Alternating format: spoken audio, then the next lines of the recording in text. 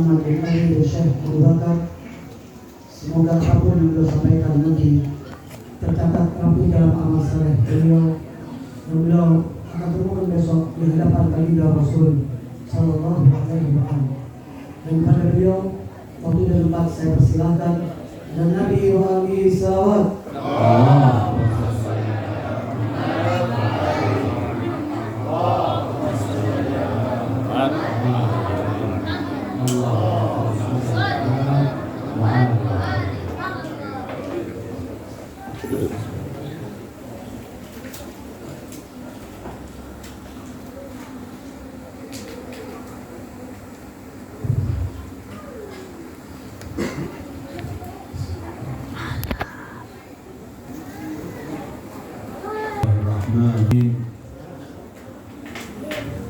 Alhamdulillahi Rabbil Alamin.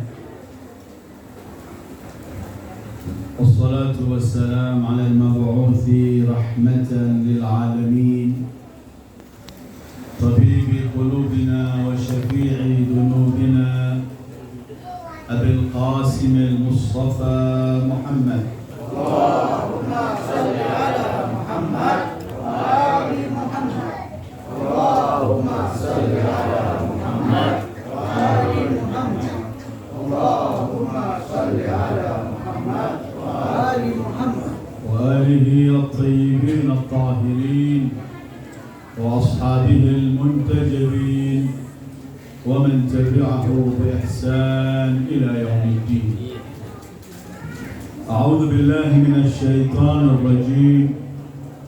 Huwa alladhi ba'atha fil ummiyina rasulan minhum yatlu 'alaihim ayatihi wa yuzakkihim wa yu'allimuhumul kitaba wal hikmah wa in kanu min qablu lafi dhalalin mubin. Sadaqallahul aliyyul azim. Hadirin dan hadirat yang dimuliakan oleh Allah, Assalamualaikum warahmatullahi wabarakatuh. Waalaikumsalam warahmatullahi wabarakatuh. Alhamdulillah, dengan rahmat, taufik dan hidayah, nikmat dan bimbingan dari Allah, kita mampu menghadiri siang hari ini acara Maulid Rasul Sallallahu Alaihi Wasallam. Menghadiri acara yang di dalamnya dilantunkan salawat kepada beliau, yang di dalamnya penuh dengan zikir dan membaca nama Allah, mendengarkan Al-Quran, dan majlis-majlis semacam itu adalah majlis yang kelak akan memberatkan timbangan amal soleh kita di akhirat. Majlis Maulid Rasul mengadakan acara memperingati hari kelahiran Rasulullah tidak lain kecuali hanya ingin mengagungkan, memuliakan Sayyidil Wujudi Muhammad. Sementara memuliakan Rasulullah itu adalah perintah dari Al-Quran. Al-Quran ketika mensifati mereka yang mengikuti para pengikut Rasul sejati, Allah sebutkan walladzina amanu bihi wa azzaruhu wa nasaruhu wattaba'un nura alladzi unzila ma'ah ulaika humul muflihun. Mereka orang-orang yang beriman kepada Rasul. Wa azzaruh artinya wa karramuh wa bajjaluh, yang menghormati Rasulullah. Dan saat kita memeriahkan hari kelahiran, salah satu bentuk untuk mengagungkan dan memuliakan Sayyidil Wujudi Muhammad. Beliau harus dimuliakan di masa saat beliau hidup dan setelah beliau wafat. Sepanjang zaman umat harus azzaruh untuk mengagungkan Sayyidil Wujudi Muhammad Sallallahu Alaihi Wasallam. Acara Maulid Rasul, ketika kita kumpul bersama memperingati hari kelahiran Rasulullah, tidak ada di acara itu kecuali ketika kita kumpul bersama ingin menampakkan perangai-perangai indah yang dimiliki Rasulullah, akhlak-akhlak mulia yang dimiliki oleh Rasulullah, sifat-sifat mulia yang dimiliki oleh Rasulullah, dan itu sejalan dengan Al-Quran. Karena Al-Quran pun Allah menceritakan bagaimana Allah menyanjung Rasulullah, menyebutkan mengenai perangai-perangai mulianya. Bukankah Allah dalam Al-Quran untuk baginda Sayyidil Wujud, Allah berfirman, wa innaka la'ala khuluqin azim. Sungguh kau berada, wahai manusia termulia Muhammad sallallahu alaihi wa alihi, dalam perangai akhlak yang amat agung. Bukankah Allah dalam Al-Qur'annya mengangkat, menyebutkan keindahan yang dimiliki Rasulullah, diangkat namanya, digandengkan namanya dengan nama Allah. Wa rafa'na laka dzikrak, kami sanjung, kami tinggikan namamu wahai Muhammad, sehingga setiap disebut Allah disebut Rasulullah sallallahu alaihi wa alihi. Hasan bin Thabit, penyair Rasulullah. Hasan bin Thabit seorang syair yang pernah orang-orang ketika dia belum masuk Islam, karena dia ahli syair terkenal, banyak orang-orang Quraisy memberikan dia uang. Kemudian mereka berkata, ucapkanlah syair untuk kamu mengejek Muhammad, menjatuhkan Muhammad, supaya dikenang syairmu sepanjang. Kemudian mereka setelah memberikan uang, Salman menanti Rasulullah berjalan. Dari tempat agak tinggi dia melihat Rasulullah. Ketika Rasulullah berjalan, melihat cahaya Rasulullah, dia turun dari tempat tinggi itu dan kemudian dia berkata kepada orang-orang yang sedang menanti, yang telah memberikan harta, ambil semua harta kalian. Demi Allah, aku melihat cahaya yang gak mungkin cahaya ini akan aku sebutkan dengan kata yang tidak indah. Aku bersama kecuali Allah dan Muhammad adalah utusan Allah. Hasan bin Thabit ketika menjelaskan bagaimana Allah menggandengkan selalu nama Rasulullah dengan namanya, sebagaimana ayat yang saya baca, wa rafa'na laka dzikrak. Salman berkata, wa syaqqa lahu min ismihi liyujillahu fadzul arsy mahmudun wa hadha Muhammadun. Allah mengambilkan dari namanya untuk menghormati dan mengagungkan Muhammad. Maka pemilik arsy disebut Mahmud, yaitu Allah, dan ini disebut Muhammad. Muhammad, Ahmad, semua adalah menunjukkan arti terpuji. Karena semua pujian indah yang Allah pernah sampaikan kepada makhluknya, yang tertinggi adalah yang diberikan kepada Sayyidil Wujud Muhammad sallallahu alaihi wa alihi. Acara memperingati hari kelahiran Rasul tidak lebih kita kumpul bersama, ingin menampakkan rasa syukur kita kepada Allah karena kita dipilih sebagai umatnya, ingin menampakkan rasa cinta kita kepada Rasulullah dengan memuji lantunan syair dan kemudian dengan membaca maulid yang semuanya pujian pada Rasulullah. Acara Maulidur Rasul, kita kumpul bersama untuk mendengarkan keindahan ajaran Islam yang dibawa oleh Rasulullah, untuk mendengarkan apa yang dibawa oleh Rasulullah, syariat-syariat yang indah dalam bentuk perintah maupun larangannya, tidak lebih dari itu. Karena itu menghadiri acara maulid semacam ini adalah sesuatu yang harus kita lakukan demi untuk memuliakan Rasulullah, mengingat kembali dan menyebutkan akhlak-akhlak mulia beliau, dan kemudian untuk kita saling duduk bersama, saling menegur, saling mengingatkan mengenai keislaman kita yang agung. Wa tawassaw bis sabr wa tawassaw bil haqq wa tawassaw bis sabr. Hadirin dan hadirat yang dimuliakan oleh Allah, kita sedang memperingati hari kelahiran manusia teragung yang diberi oleh Allah semua kemuliaan. Puncak semua kemuliaan ada pada beliau, baik dalam segi sifat-sifat beliau, fisik beliau, dan semua yang sifat-sifat yang indah sudah ada pada beliau.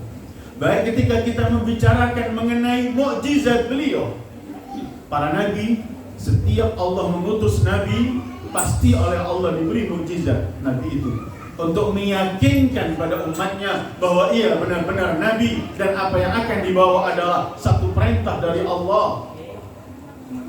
Begitulah kita bisa membaca Al-Quran, setiap nabi diberi oleh Allah mukjizat. Allah berfirman atas lisan Isa al-Masih, wa ji'tukum bi ayatin min rabbikum fattaqullaha wa ati'un. Isa berkata, aku datang dengan mukjizat dari Tuhan kalian.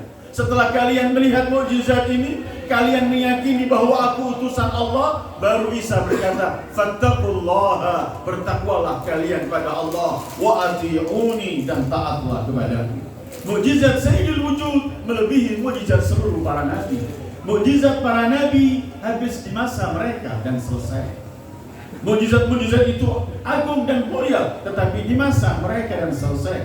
Sementara mukjizat Rasulullah bukan hanya di masa saat beliau hidup yang disaksikan oleh yang bersama beliau, para sahabat dan pengikutnya, tapi mukjizat beliau ada yang mukjizat sampai akhir zaman, yaitu Quran yang beliau terima sebagai mukjizat abadi sepanjang kehidupan.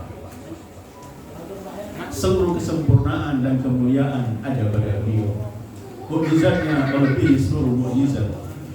Kalau Nabi Musa dengan tongkatnya memukul batu-batu, keluar memancar dari batu itu air. Famfajarat minhu 12 aina. Batu mengeluarkan air, memang mukjizat, tapi lebih menjadi mukjizat kalau air itu memancar dari tangan suci beliau sallallahu alaihi wasallam. Sebagaimana dalam sejarah disebutkan, saat dalam perjalanan peperangan kehabisan air, beliau kemudian memancarkan air dari tangannya dan semua mendapatkan air itu sallallahu alaihi wasallam. Syariatnya melebihi, karena syariat beliau adalah syariat yang sesuai untuk setiap zaman dan setiap tempat sepanjang kehidupan. Tidak akan ada nampak keindahan dalam wujud kehidupan sebagai manusia yang merupakan hamba Allah. Tidak pernah akan nampak keindahannya sebelum memegang dan mengikuti syariat yang dibawa oleh Sayyidul Wujudi Muhammad sallallahu alaihi wasallam. Karena itu, siapa yang mengenal beliau, apalagi yang pernah hidup di zaman beliau, mengenal hidup bukan cuma sekedar melihat beliau, tapi mengimani beliau, meyakini beliau, kemudian memenuhi jiwa dan hati mereka dengan kecintaan pada beliau. Manusia semacam itu tidak pernah mereka akan melihat ada siapapun di alam ini yang mereka lihat cuma Sayyidul Wujudi Muhammad. Saya ingin sampaikan beberapa kejadian di zaman Rasulullah. Bagaimana mereka yang kenal Rasulullah, bagaimana mereka meletakkan Rasulullah di atas segalanya. Salman Al-Farisi, salah satu sahabat Rasul, yang dikatakan Salman itu umurnya panjang sekali. Dia hidup mencari agama ini keluar dari satu agama ke agama yang lain. Jadi Persia dia menyembah api, mencari agama, ketemu Yahudi, ketemu membaca agama Nasrani dan semuanya. Dan buku-buku yang pernah ia baca semua menunjukkan akan ada nabi terakhir bernama Muhammad. Dia dalam masa hidupnya mencari sampai jadi budak terakhir. Dia mau dibawa ke Jazirah Arabia, kemudian menjadi budak dan dijual. Siap, karena dia ingin menanti sosok manusia yang sekian puluh tahun dia baca mengenai ia akan dilahirkan. Sifat-sifat, sampailah ketika dia dibeli oleh seorang Yahudi bernama Finhas di Madinah. Dia ketika melayani tamu-tamu Finhas, mereka mulai membicarakan kedatangan Nabi Muhammad. Disebutkan dalam sejarah ketika ia membawa beberapa cawan dan gelas untuk tamu-tamu itu, ketika mendengar nama Muhammad datang, sakit terjatuh, terkejut dia, karena ini yang ditunggu berpuluh tahun. Setelah itu dia mengambil kesempatan, dia datang saat Rasulullah ada salah satu sahabatnya meninggal. Rasulullah mengikut mengantar ke kuburan. Salman ikut keluar ingin melihat Rasulullah. Sebelum itu Salman datang membawa hadiah, membawa satu tempat itu kurma. Dia berkata, Muhammad, ini sedekah. Rasulullah mengatakan terima kasih, kemudian beliau memberikan pada semuanya. Salman melihat satu butir kurma pun, satu biji kurma pun tidak dimakan oleh Rasulullah. Salman mulai berkata, ini salah satu tandanya Nabi tidak pernah makan sedekah.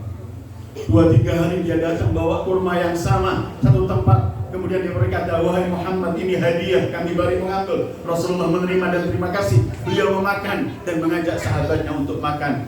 Kata Salman, ini benar-benar sifat yang aku baca kedua. Dia makan hadiah tapi tidak makan sedekah.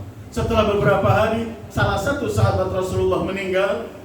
Rasulullah ikut ke kuburan, Salman pergi. Salman melihat Rasulullah dari depan, ke samping kanan, ke samping belakang. Rasulullah melihat apa yang dilakukan Salman. Terakhir Rasulullah mengatakan, wahai Salman, kamu ingin melihat khatamin nubuwah yang ada di pundakku? Benar ya Muhammad. Ketika melihat spontan Salman berkata, ini yang benar-benar dia pulang, gak berani mengucapkan langsung beriman di hadapan orang banyak karena dia seorang budak. Beberapa hari datang di hadapan Rasulullah sendiri, kemudian dia berkata begini, ya Muhammad, aku telah kenal engkau sebelum engkau lahir. Aku habiskan hidupku untuk mencarimu, wahai Muhammad. Aku membaca sifat-sifatmu dan dengarkan sekarang, wahai Muhammad. Ashhadu an la ilaha illallah wa ashhadu annaka ya Muhammad Rasulullah. Salman masuk Islam, tapi dia oleh orang-orang Yahudi kemudian dalam sejarah yang panjang disiksa, dan sampai Rasulullah dengan para sahabatnya membebaskan Salman, membeli supaya merdeka. Tetapi setelah sekian lama Salman masih dianggap orang ajam oleh sebagian orang-orang muslimin yang bersama. Mereka selalu ingin mengejek Salman. Dan apalagi orang-orang yang non-muslim, mereka juga mengejek Salman. Suatu hari Salman ditanya, siapa kamu ini? Orang tahu namanya, cuma ingin mengejek, merendahkan dia. Dengarkan jawaban Salman, ini yang ingin saya sampaikan. Salman ketika ditanya, mana anta? Kenalkan pada kami siapa dirimu ini? Salman menjawab begini, kuntu dhallan fahadani Allahu bi Muhammad, kuntu ailan fa'aghnani Allahu bi Muhammad, kuntu wadi'an fasharrafani Allah bi Muhammad, hadha hasabi wa hadha nasabi. Kalau kamu ingin tahu siapa aku dulu orang yang sesat dan aku mendapat petunjuk dari Allah melalui Muhammad. Kalau ingin tahu siapa aku dulu orang yang tidak memiliki semuanya, dan kemudian Allah berikan padaku segala sesuatu karena Muhammad. Kalau kamu ingin tahu siapa aku adalah orang yang hina, rendah, tidak bernilai, tetapi kemudian Allah mengangkat diriku, memberi kemuliaan karena Muhammad, dan itulah aku. Dia tidak pernah menyebutkan siapa dia dari bangsa apa. Yang sebutkan cuma aku menjadi segalanya karena Muhammad. Zaid bin Harithah. Dan kita mengulang sejarah manusia-manusia yang mengidolakan Rasulullah, yang menjadikan Rasulullah di atas segalanya. Dan semestinya setiap mukmin mempunyai kewajiban semacam ini, menjadikan Rasulullah di atas semuanya. Bukankah Allah berfirman, An-Nabiyyu aula bil mu'minina min anfusihim. Nabi harus didahulukan dari orang muslim, dari setiap muslim, dari setiap mukmin, melebihi diri mereka sendiri. Belum iman kita pada Rasulullah kalau kita lebih mencintai diri kita dibanding Rasulullah. Harus Rasulullah di atas diri kita, anak, suami, istri, dan serta dan semua yang kita miliki. Di atas segalanya adalah Sayyidul Wujudi Muhammad. Zaid bin Harithah, seorang budak. Zaid bin Harithah ini budak milik Siti Khadijah salawatullahi alaiha. Kemudian dari Siti Khadijah dikasihkan pada Rasulullah. Sampai orang menjadi anak angkat. Sudah sampai bukan seperti budak. Budak diambil Rasulullah, dididik oleh Rasulullah Zaid bin Sabit. Setelah sekian tahun bersama Rasulullah dan mencintai Rasulullah, beriman pada Rasulullah. Keluarga mereka dari jauh di negeri Arab yang kota yang jauh terpencil mendengarkan anak kalian yang budak itu adalah ada di Madinah. Pemiliknya adalah Muhammad yang mengatakan dirinya Nabi.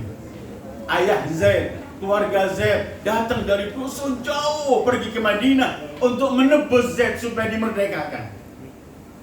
Mereka datang menghadap Rasulullah, ya Muhammad, kami adalah aku ayahnya dan kami keluarga Zaid. Katanya Zaid adalah menjadi budakmu. Kami datang ingin menebus Zaid supaya merdeka. Kata Rasulullah sebentar, Zaid dipanggil. Inilah ayahmu dan keluargamu. Mereka datang ingin memberikan padaku tebusan, membayar supaya kamu merdeka. Aku tidak menerima sesuatu dari tebusan untukmu. Silahkan kamu memilih. Kalau kamu mau milih sama mereka, mau pulang sama mereka, engkau bebaskan demi Allah, aku bebaskan engkau tanpa aku mengambil sesuatu. Zaid kemudian menghadap pada keluarganya. Mereka senang bertemu Zaid Kemudian ketika mendengarkan tawaran itu, Zaid di hadapan ayah dan keluarganya, Wallah alladhi la ilaha ghairu la akhtaru ala rasulillahi ahadan abada. Demi Allah yang tiada Tuhan selainnya, tidak mungkin aku memilih selain Rasulullah. Kata abahnya dan keluarganya, Waihak ya Zaid, atufaddilur riqqa wal ubudiyah ala al-hurriyah. Celaka kamu Zaid, kamu lebih mementingkan jadi budak daripada mendapatkan kebebasan. Kata Zaid, al-hurriyah ma'a Muhammad ibn Abdullah. Kebebasan yang sebenarnya dengan Muhammad bin Abdullah. Kalau aku kembali pada kalian, aku tetap menjadi budak. Aku bebas dan merdeka bersama Muhammad. Kemudian dia di hadapan ayahnya berkata, Laqad a'tani Muhammad al-hurriyata wa manahani at-tuma'ninata wal amna wa 'allamani an a'isha 'azizan karima. Aku telah diberi oleh Muhammad kemerdekaan. Aku telah diberi oleh Muhammad ketentraman hati dan ketenangan. Aku telah diajarkan oleh Muhammad untuk hidup menjadi manusia yang mulia. Dan aku tidak akan meninggalkan Muhammad sallallahu alaihi wasallam. Ini yang sedang kita peringati hari kelahirannya. Dan kadang-kadang orang menganggap aneh peringatan-peringatan semacam ini. Apanya yang aneh? Ini peringatan Islami, peringatan cinta pada Sayyidil Wujud Muhammad, peringatan yang ada di dalamnya ayat Al-Quran, zikir kepada Allah, menyebut keagungan Rasulullah dan memuliakan Rasulullah, dan semua itu adalah perintah dari Allah agar kita lakukan. Ma'asyiral muslimin, hadirin dan hadirat yang dimuliakan oleh Allah. Ayat yang saya baca di awal pembicaraan itu adalah firman Allah yang menyebutkan laqad ba'atha. Allah mengutus seorang rasul dari bangsa mereka, dari orang-orang di Arab sendiri. Tugas rasul itu 3 dalam ayat ini. Jadi apa tugas Rasulullah? Ayat tadi yang saya baca, walladzi ba'atha fil ummiyina rasulan minhum. Allah yang mengutus seorang rasul di kalangan mereka orang-orang ummi ini. Apa tugas Rasul ini? Yatslu alaihim ayatina. Tugas pertama, membacakan ayat-ayat Quran yang kami turunkan kepadanya. Kedua, wa yuzakkihim, dan mensucikan mereka, mengajarkan mereka untuk meraih kesucian.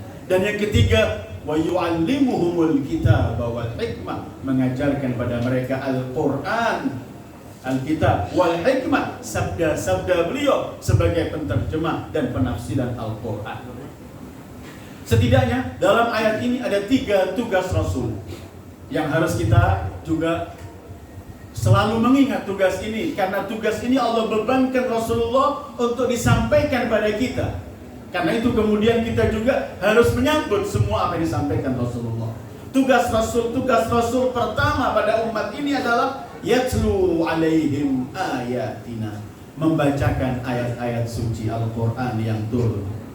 Tugas Rasulullah itu begitu ayat Quran turun, dibacakan, diperintahkan kepada para penulis wahyu untuk ditulis. Beliau yang menentukan, letakkan di ayat ini, dalam surat ini beliau tentukan. Tetapi yatslu alaihim ayat, tugas pertama beliau adalah membacakan Al-Quran yang kami turunkan kepadanya.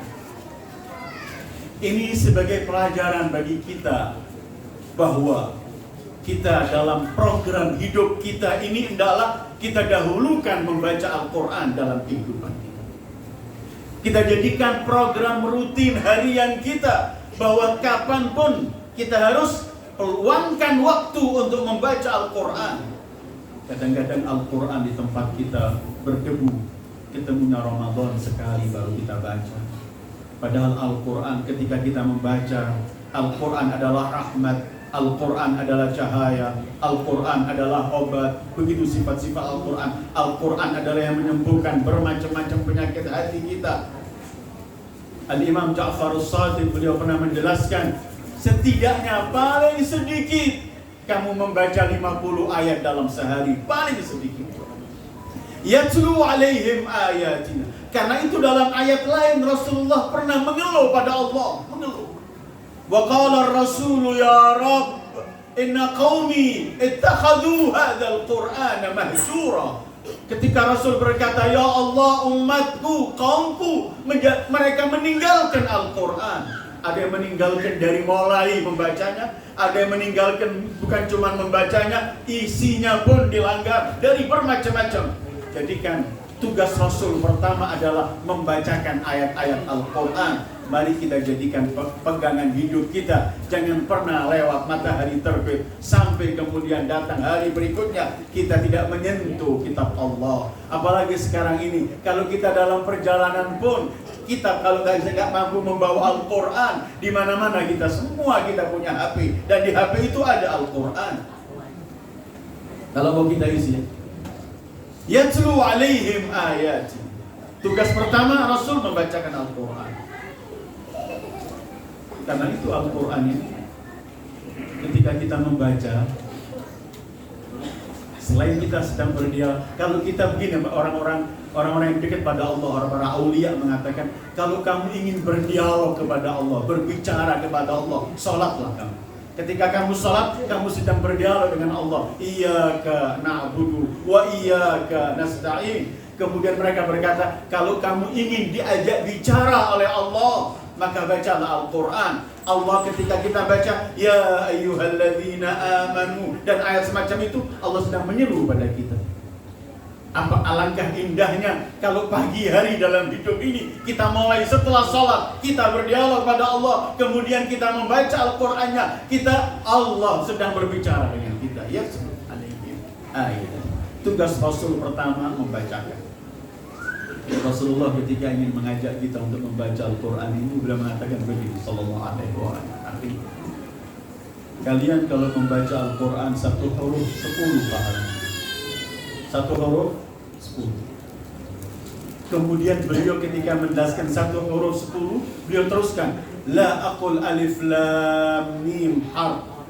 Dengarkan kata beliau, aku enggak mengatakan alif lam mim dihitung satu haraf, tidak, bal alif harf, lam harf, mim harf, artinya alif lam mim 3 mim.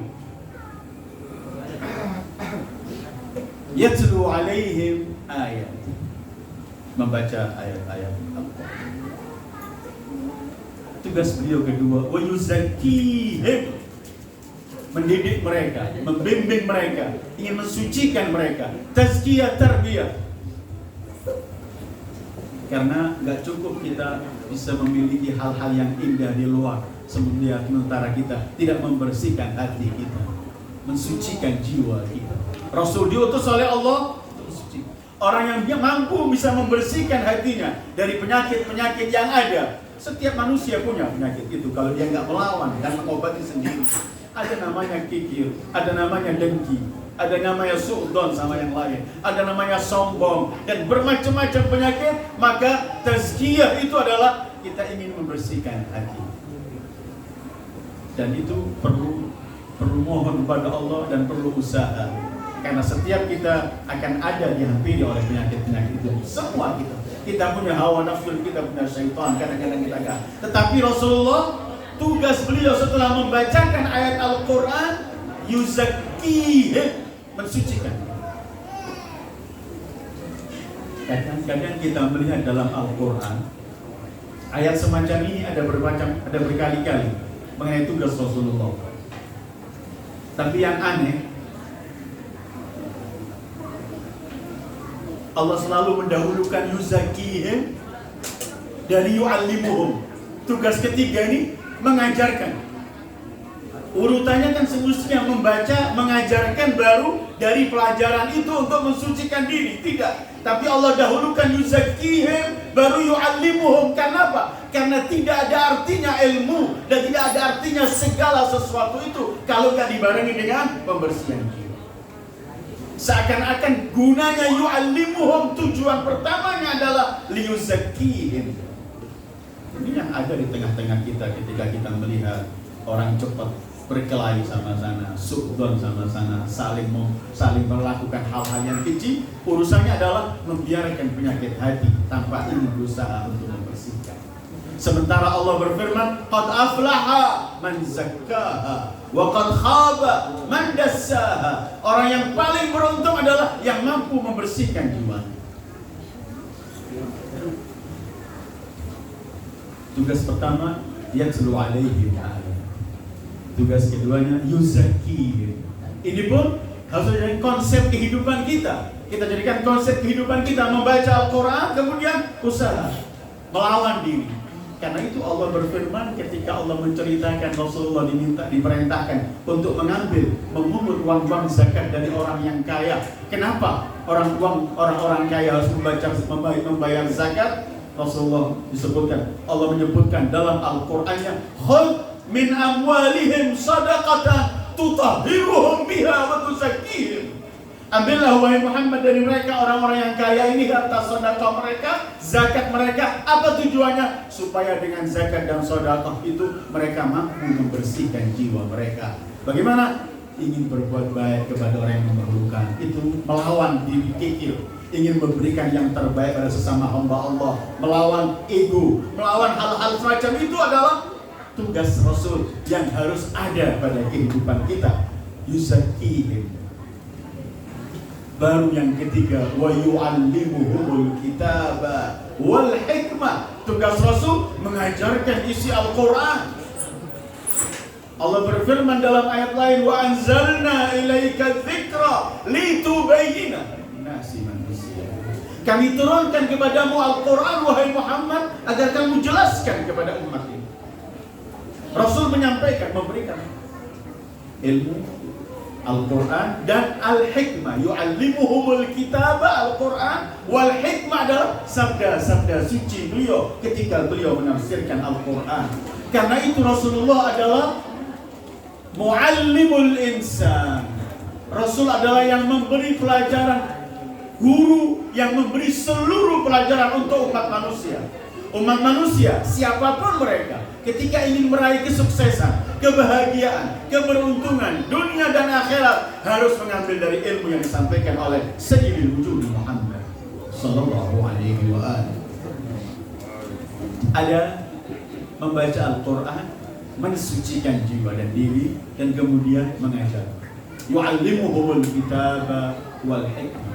Karena itu harus ada kita juga sebagai program hidup dalam dunia, di dalam kehidupan kita ini, kita setiap saat harus menambah ilmu.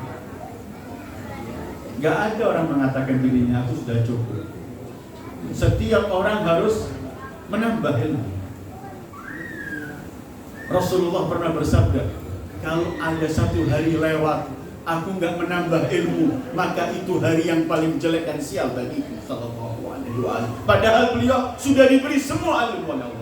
Bukankah Allah berfirman berkaitan dengan ilmu beliau, wa 'allamaka ma lam takun ta'lam wa kana fadlullahi 'alaika 'azima. Dan Allah memberikan padamu ilmu yang tadinya kamu tidak tahu, dan anugerah Allah yang Allah berikan padamu adalah sangat-sangat agung. Semua ilmu ada. Pernah pintu kota ilmu beliau, Amirul Mukminin Ali bin Abi Thalib, pernah ditanya, ya Amirul Mukminin, wahai Amirul Mukminin, bagaimana sih ilmunya Nabi? Dia ingin tahu bagaimana luasnya ilmu Nabi, agungnya ilmu Nabi.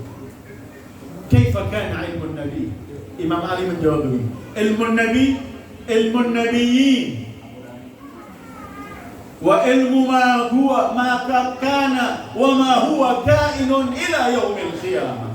Kata Imam Ali, ilmu Nabi Muhammad sallallahu alaihi wa alihi adalah seluruh ilmu yang pernah dimiliki oleh seluruh nabi dari Adam sampai Isa. Seluruh ilmu itu ada pada Nabi. Kemudian ilmu maqatka, ilmu yang telah terjadi sebelum segalanya. Dari mulai alam ini dan alam sebelumnya, semua ilmu itu ada pada beliau. Wa ilmu ma huwa kainun ila yaumil qiyamah. Dan ilmu yang sampai hari kiamat semua ada pada Rasulullah. Karena Allah berfirman, wa 'allamaka ma lam takun ta'lam wa kana fadlullahi 'alaika 'azima. Tetapi Al-Quran mengajarkan kepada Rasul, itu pelajaran untuk kita. Rasul yang telah diberi oleh Allah semua ilmu itu, masih diperintah oleh Allah untuk tiap hari minta tambah. Allah berfirman, wa qur rabbi zidni ilma. Katakanlah wahai Muhammad, ya Allah tambahkan ilmu untukku. Tugas Rasul membacakan Al-Quran, mensucikan hati orang umat ini dan mengajarkan kepada umat. Karena itu kadang-kadang kita tertarik dengan apa yang dibawa oleh orang. Ada ketemu ilmu-ilmu tertentu, kita melupakan ilmu Rasulullah SAW yang lebih aneh lagi. Dan sering ditulis oleh beberapa para ulama dalam buku-buku mereka. Yang lebih aneh lagi, umat yang memiliki Al-Quran, segala ilmu ada di situ. Umat yang menjadi nabi yang memiliki segala ilmu, menjadi umat yang paling jauh dari ilmu dan kemajuan ilmu. Yang paling menyedihkan, kata beberapa pakar para ulama Islam, yang paling lebih menyedihkan, kalau ada penemuan-penemuan indah yang sesuai dengan Al-Quran, kita kaum muslimin cuma berkata, itu sudah ada dalam Al-Quran kita, itu sudah ada dalam sabda Rasul kita. Iya, tetapi kenapa bukan kita yang mencari ilmu?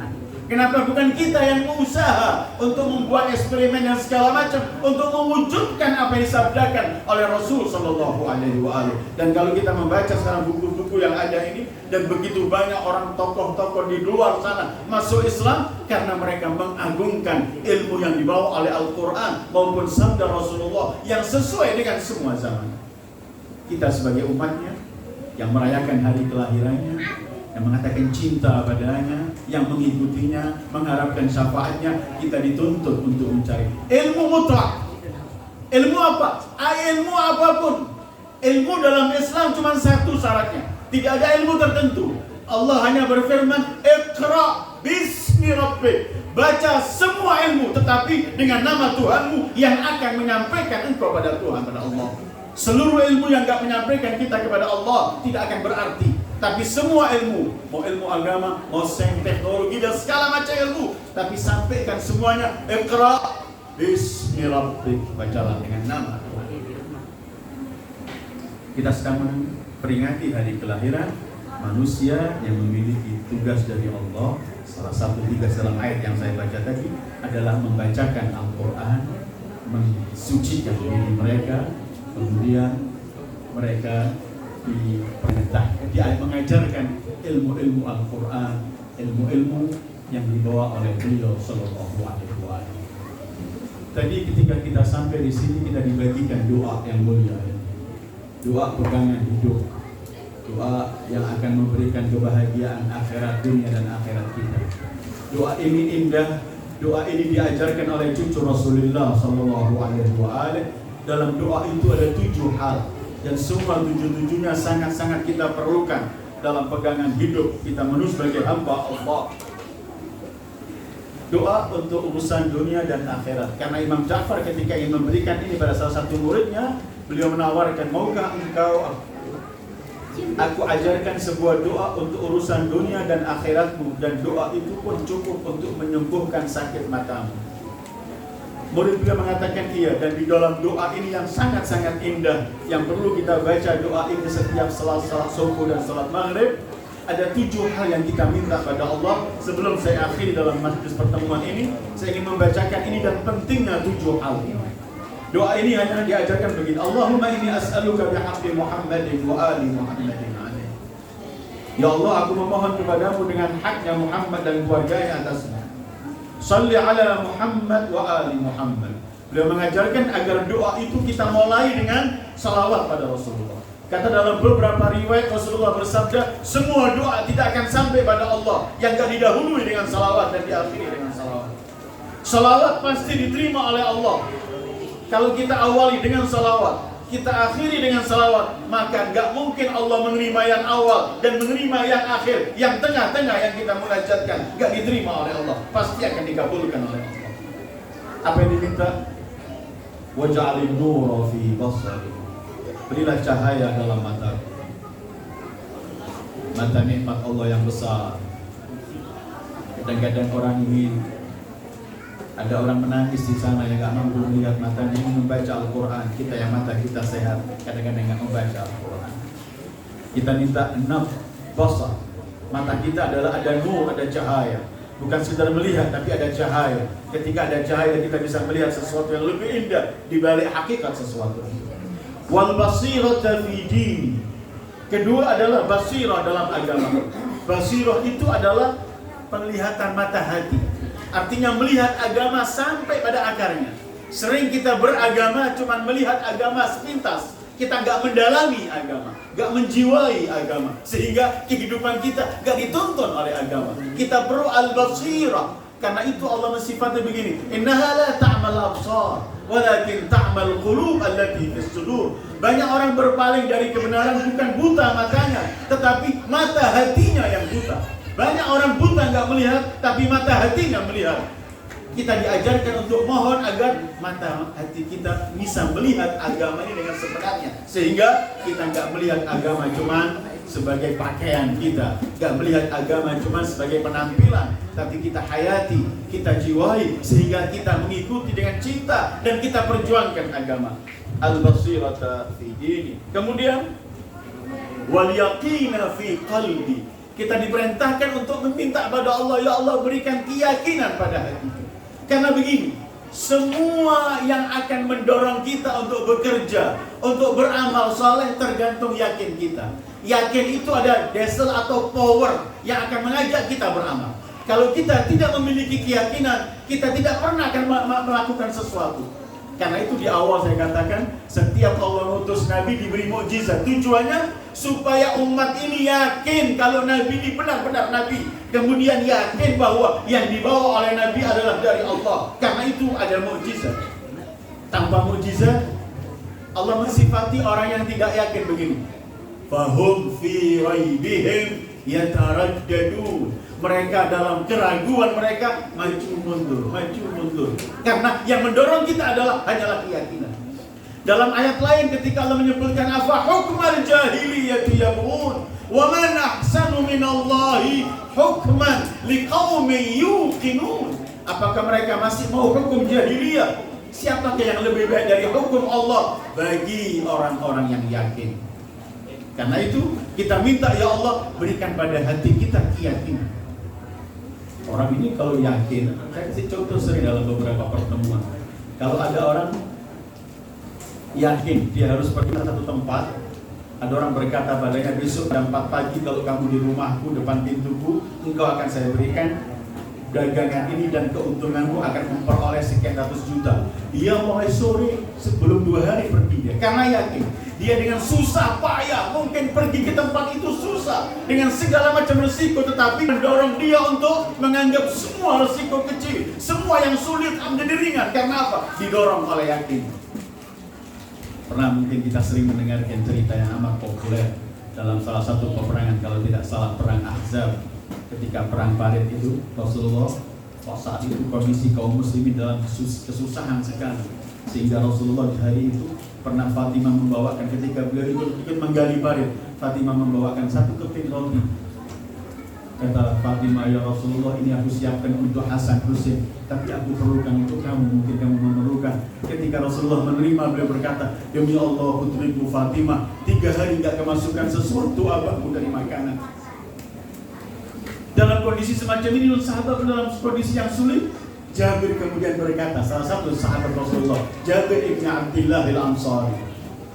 Jabir berkata pada istrinya, ini mereka dalam kesulitan makanan. Kita masih punya apa? Kata istrinya, kita cuma tinggal punya 1 ekor kambing. Kata Jabir, aku sembelih, masakan aku panggil Rasulullah dengan beberapa orang. 1 kambing, mereka ada puluhan, ada ratusan, tidak mungkin semua orang. Aku akan panggilkan Rasulullah dengan beberapa orang. Siap, sembelih oleh Jabir, ditinggal, istrinya masak. Jabir datang kepada Rasulullah dengan bahasa yang lebih pelan-pelan supaya nggak banyak yang mendengar, takut nggak cukup. Ya Rasulullah, silahkan kamu nanti makan siang dengan beberapa ajak untuk ke rumahku. Dipegang oleh Rasulullah tangan Jabir. Kemudian diangkat begini, wahai para sahabatku semuanya, semua kalian diundang makan ke rumah Jabir. Jabir ketika mendengar itu agak takut dia. Apa yang akan kuberikan? 1 ekor kambing cuma cukup sekian orang. Dia kemudian tidak lama dia pulang. Dia berkata, oh istriku sekarang pasti kita akan dipermalukan. Kenapa kan? Oh istriku pasti kita akan menjadi malu, kita gak kuat. Kenapa kata istrinya? Rasulullah tadi aku undang dengan beberapa orang saja, tetapi tiba-tiba beliau mengangkat tanganku, seluruh sahabat diundang. Dengarkan keyakinan seorang istri Jabir. Katanya istrinya, wahai suamiku Jabir, yang mereka itu kamu atau Rasulullah? Kata Jabir, Rasulullah. Selesai. Kalau Rasul yang mengundang, kamu jangan ikut campur. Dia yang mengundang, pasti semua cukup. Yakinlah kalau dia mengundang, semua cukup. Dan memang ketika Jabir Rasulullah mereka suruh berhenti semua menggali, diajak semua. Sampai dalam riwayat sebutkan rumah Jabir gak cukup, semua di luar. Rasulullah mengatakan, mana yang kamu siapkan untuk kami? Rasulullah mengganggu berkait, Rasulullah mengambilkan, kasihkan yang belakang dulu, kasihkan yang belakang, sampai semua makan dan tetap makanan masih seperti awalnya. Keyakinan. Kita diminta an-nur fi basari wal basirata fi dini wal yaqina fi qalbi. Kalau Allah mengatakan begini, yakinlah. Kalau Rasulullah mengatakan begini, yakin. Dan itu perlu ada keyakinan dalam hati kita. Kita mohon kepada Allah, wal yaqina fi qalbi. Keempat, wal ikhlas fi amali. Ya Allah, aku mohon berilah ikhlas dalam amalku. Karena amal perbuatan kita akan hampa kalau bukan hanya untuk Allah. Nanti di hari kiamat Allah akan mengumumkan begini, yang beramal untuk orang lain silahkan mengambil pahalanya dari orang-orang yang ia beramal untuk itu.